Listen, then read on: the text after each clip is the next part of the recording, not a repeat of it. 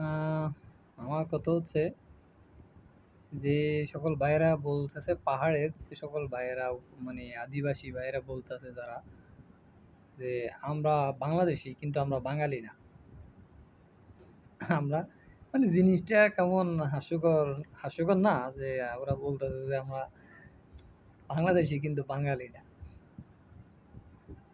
এখন আমার কথা হলো, যদি ধরেন আপনি গ্রামে থাকেন, আপনাকে আপনি আপনার বাজারে গেলেন, তখন যদি আপনাকে কেউ জিজ্ঞেস করে যে আপনার বাড়ি কই, তখন আপনি অবশ্যই আপনার বাড়ির নাম বলবেন। তারপরে যদি আপনি বলেন আপনি আপনার মনে করেন যে পৌরসভায় থাকেন, তখন আপনার যদি পৌরসভার কেউ জিজ্ঞেস করে যে, বা আপনি উপজেলা থাকেন, যখন আপনি উপজেলা থেকে আপনি কেউ জিজ্ঞেস করলো যে আপনার বাড়ি কই, তাহলে অবশ্যই আপনি আপনার ইউনিয়নের নাম, গ্রামের নাম বলবেন।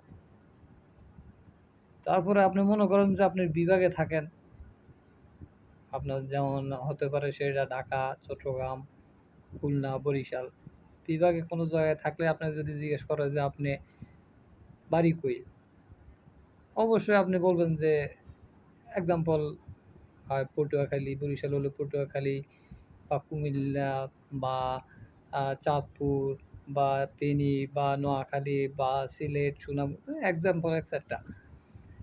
আর যদি আপনি দেশের বাইরে থাকেন, যেমন